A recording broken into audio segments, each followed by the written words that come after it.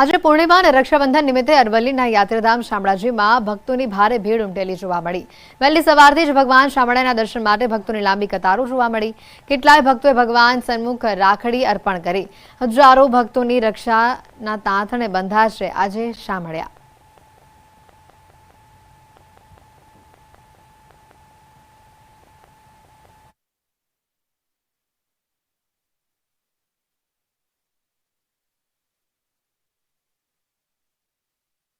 યાત્રાધામ શામળાજીમાં આજે પૂર્ણિમાના દિવસે રક્ષાબંધનનો જે પવિત્ર તહેવાર છે તેને લઈને ભક્તોની ભીડ જામી છે। ખાસ કરીને ભક્તો દ્વારા જે રાખડીઓ એ ભગવાનને ધરાવવામાં આવી છે, આપ જોઈ શકો છો કે જે ભાવ શ્રદ્ધા સાથે ભગવાન શામળિયાને આજે રાખડીઓ ધરાવવામાં આવી છે। ભગવાનનો જે ચતુર્ભુજ અવતાર છે જે જોઈ શકાય છે કે ભગવાનનો વિષ્ણુ અવતાર અને ભગવાનના દર્શન કરી જે અહીં આવતા ભક્તો હોય, મહિલાઓ મોટી સંખ્યામાં જોવા મળી છે ત્યારે ભાવ પ્રકટ કરવામાં આવ્યો છે કે ભગવાન તેમની રક્ષા કરે। તમને દ્રશ્યો બતાવી દઈશ કે જે પ્રકારે જનસમૂહ ભક્તોની જે ભીડ છે જય શામળિયાના નાદ સાથે ભક્તો અહીં મોટી સંખ્યામાં આવી રહ્યા છે ત્યારે ભક્તો અહીં આશીર્વાદ મેળવી રહ્યા છે ભગવાનના અને સાથે સાથે જે પ્રકારે ભગવાન તેમની રક્ષા કરે તેવું પણ તેઓ પ્રાર્થના કરી રહ્યા છે। ત્યારે અહીં ભાવ સાથે રાખડી બાંધવામાં આવી છે ભગવાનને અને ભક્તો અહીં આવી અને મોટી સંખ્યામાં દર્શન કરી રહ્યા છે। હાર્દિક પટેલ, ન્યૂઝ 18 ગુજરાતી, અરવલ્લી। સમાચારોમાં હાલ રોકાઈશું એક બ્રેક માટે।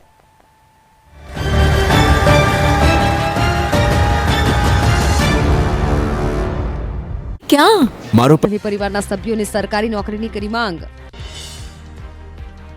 સુરેન્દ્રનગરની જમીન મુદ્દે જિગ્નેશ મેવાણી મહેતાને 30,000 વીઘા જમીનમાં માથાભારે શખ્સોએ ગેરકાયદે। મહીસાગરના લુણાવાડા પંથકમાંથી ટાઉન પોલીસે ચંદન ભરેલી ગાડી ઝડપી પાડી। પોલીસે ચંદન ભરેલી ગાડી સાથે ચાલક રમેશ ઠાકોરને પણ દબોચી લીધો। પોલીસે લુણાવાડાથી ગોધરા તરફ જતા હાઈવે પર શંકાસ્પદ ગાડી તપાસતા ચંદનનો જથ્થો મળ્યો। ટવેરા ગાડીમાં નાના ટુકડા કરી ચંદન ટવેરા ગાડીમાં લઈ જવાતું હતું। પોલીસથી છુપાઈને ગાડીમાં ચંદનની હેરાફેરી થતી હોવાનો પર્દાફાશ થયો। ચંદનચોર પોલીસને ચકમો આપીને ખૂબ મોંઘા એવા ચંદનની હેરાફેરી કરવાની ફિરાકમાં હતો, પરંતુ પોલીસના હાથે ન બચી શક્યો। પોલીસે કાર સહિત ચંદનનો જથ્થો જપ્ત કરી વન વિભાગને સોંપ્યો અને આ જથ્થો ક્યાં લઈ જવાતો હતો તેની આગળની તપાસ હાથ ધરી છે। આ દ્રશ્યો વડોદરાના શિનોરના છે, જ્યાં નર્મદા નદીમાં ડૂબી ગયેલા યુવકની શોધખોળ કરાઈ। ડૂબેલા યુવકને શોધવા માટે પોલીસ, ફાયર વિભાગ અને એસડીઆરએફની ટીમ કામે લાગી। ડૂબવાની આ ઘટનાના સદનસીબે એક યુવકનો બચાવ થયો। મળતી માહિતી પ્રમાણે ભરૂચથી 4 યુવકો દિવેર નર્મદા મઢી ખાતે ફરવા આવ્યા હતા।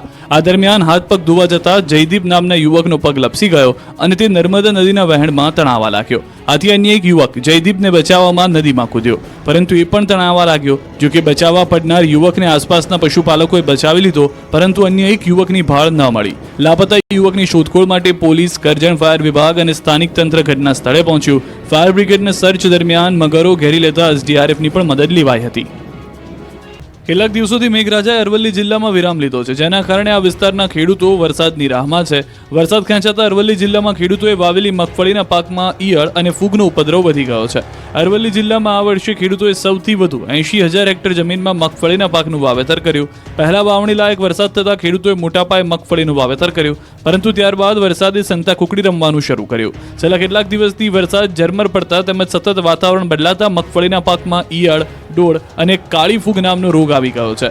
આ રોગ આવતા ખેડૂતોનો મગફળીનો પાક મૂળમાંથી સુકાઈ જાય છે। ખેડૂતો દ્વારા રાસાયણિક ખાતર તેમજ દવાનો છંટકાવ કરવામાં આવે છે, પણ આ રોગ પર નિયંત્રણ આવતું નથી। જો આગામી દિવસોમાં વરસાદ ખેંચાશે અને વધુ વરસાદ નહીં પડે તો ખેડૂતોને વીઘા દીઠ 30 થી 40% નુકસાની ભોગવવાનો વારો આવશે। હજારો રૂપિયા ખર્ચ કર્યો, પેટે પાટા બાંધી રાત દિવસ મહેનત કરી, છતાં જગતના તાતને રાતા પાણીએ રોવાનો વારો આવ્યો છે। ક્યારે અતિ ભારે વરસાદ તો ક્યારેક માવઠાના મારથી માંડ કમર કસીને ખેડૂત બેઠો થયો છે, ત્યાં વધુ એક જગતના તાત માથે મોટી આફત આવી પડી છે। વરસાદનું જોર ઘટતા સુરતના વિસ્તારમાં ઈયળનો ઉપદ્રવ વધી રહ્યો છે। સુરતના ઓલપાડના સાયણ ગામે ખેડૂતોના ખેતરમાં ઈયળોના ઢગલા જોવા મળ્યા। ઈયળો ઉભો પાક ખતમ કરી રહી છે। ખેડૂતોના સારા ઉત્પાદન અને ઉચ્ચ ભાવના સ્વપ્ન રોડાઈ રહ્યા છે। માત્ર ખેતરોમાં જ નુકસાન નહીં, લોકોની ઘરની દિવાલો પર પણ ઈયળો જોવા મળી રહી છે। મોટા પાયે નુકસાન થતું હોવા છતાં તંત્ર દ્વારા કોઈ કામગીરી ન કરાતા ખેડૂતોમાં ભારે રોષ જોવા મળ્યો છે। ચોમાસામાં હંમેશાની જેમ આ વખતે પણ અમદાવાદના રસ્તા હતા નહોતા થઈ ગયા। ઘોડાસરના પુનિતનગર ક્રોસિંગથી વટવા જવાનો માર્ગ પર છેલ્લા કેટલાય સમયથી વિસ્માર હાલતમાં છે। નબળા રસ્તાના કારણે સ્થાનિકો અને વાહન ચાલકોને ભારે હાલાકીનો સામનો કરવો પડી રહ્યો છે। આ રોડ પરથી ધસમસતા વાહનો પસાર થાય છે અને તેના કારણે ધૂળની ડમરીઓ ઉડવાથી ફરિયાદ ઉઠી છે। ઉબડખાબડ બનેલા રસ્તા પરથી પસાર થતા રાહદારીઓ અને વાહન ચાલકોને અકસ્માતનો ભય સતાવી રહ્યો છે. તંત્રને અનેકવાર ફરિયાદો કરી છતાં રસ્તાનું સમારકામ ન થતા લોકોમાં ભારે રોષ ભભૂકી ઉઠ્યો.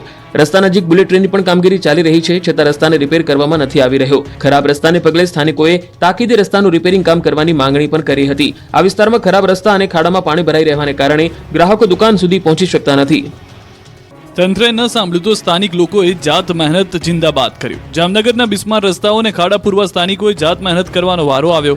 જામનગરથી રાજકોટ હાઈવેથી જામનગર કંડલા હાઈવેને જોડતા 20 ગામના અંતરિયાળ રસ્તાનું સમારકામ હાથ ધરાયું હતું અને એક સેવાભાવીએ ગ્રામજનોના સહયોગથી સ્વખર્ચે રોડનું સમારકામ શરૂ કર્યું. 20 ગામના ગ્રામજનોની માંગણી બાદ તંત્રની કામગીરી ન થતા સેવાભાવી દ્વારા કરવામાં આવી કામગીરી. દ્રશ્યમાં જોઈ શકાય છે કે સ્થાનિકો જાતે જ રસ્તાનું સમારકામ કરી રહ્યા છે. આ વિસ્તારમાં આ સમસ્યા આજકાલની નથી. વર્ષોથી ચોમાસું આવતા જ અહીં કાચો રસ્તા પરથી નીકળી શકાતું નથી, જેથી છેલ્લા 7 વર્ષથી અરવિંદભાઈ પટેલ અને અહીંના લોકો સ્વખર્ચે વિવિધ રોડનું કામ કરી રહ્યા છે. ભરૂચની ઐતિહાસિક બટુકનાથ વ્યાયામ શાળાને વકફની મિલકત દર્શાવતા વિવાદનો મતભૂડો છંછેડાયો છે. વકફની મિલકતો દર્શાવતી વેબસાઇટ પર બટુકનાથ વ્યાયામ શાળા તેમજ ભરૂચમાં 1400થી વધુ મિલકતો દર્શાવવામાં આવતા હિન્દુ સમાજના લોકોમાં રોષ ફેલાયો છે, જેને લઈ સનાતની હિન્દુ સમાજ દ્વારા પત્રકાર પરિષદ યોજાઈ હતી, જેમાં ઐતિહાસિક બટુકનાથ વ્યાયામ શાળાના ટ્રસ્ટી પિનાકીન રાજપૂત પ્રકાશ મોદીએ આઝાદી પહેલા 1913માં સ્વાતંત્ર્ય સેનાની એવા પુરાણી બંધુઓ દ્વારા સ્થાપના કરાઈ હોવાનું જણાવ્યું હતું. સાથે સાથે આ સમગ્ર મિલકત સરકારી ચોપડે બટુકનાથ વ્યાયામ શાળાના નામે નોંધાયેલી છે, ત્યારે વકફની મિલકત વેબસાઇટ પર કેવી રીતે દર્શાવાઈ છે તે મોટો પ્રશ્ન છે. આ અંગે કોઈ નોટિસ પણ ટ્રસ્ટીઓને ન મળી હોવાનું જણાવ્યું હતું. ત્યારે આ વકફના કાયદા હેઠળ મિલકતો પડાવી લેવાનું ષડયંત્ર હોવાનો પણ આક્ષેપ કરવામાં આવ્યો. હિન્દુ અગ્રણી અને એડવોકેટ કૃણાલ પંડ્યાએ ભરૂચમાં વકફની 1400થી વધુ મિલકતો દર્શાવવા મુદ્દે વકફના કાયદાનો ગેરલાભ ઉઠાવાતો હોય તે નાબૂદ કરવાની માંગ કરી.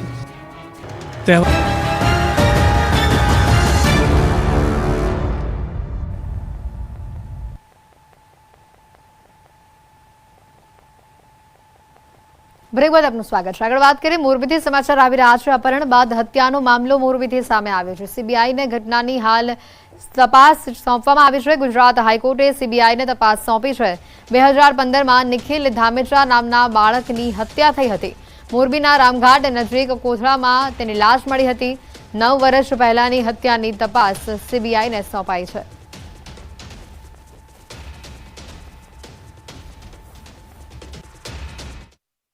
આરોપી પકડાય, બસ આપણે એ જ પ્રાર્થના છે કે જો આ આરોપી પકડાય તો આખા સમાજ અને ગામને બધાને ન્યાય મળે. આજ મારો દીકરો છે, કાલ ગામનો કોઈ પણનો દીકરો છે એ જવાય.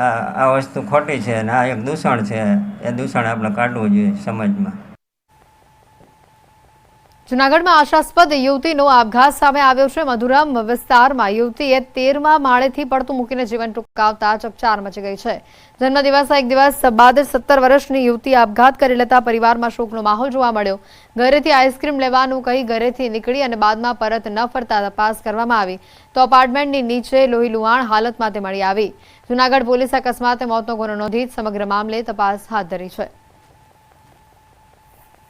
જૂનાગઢના સી ડિવિઝન પોલીસ સ્ટેશન વિસ્તારમાં આવેલા મધુરમના બાલાજી એપાર્ટમેન્ટના 13મા માળેથી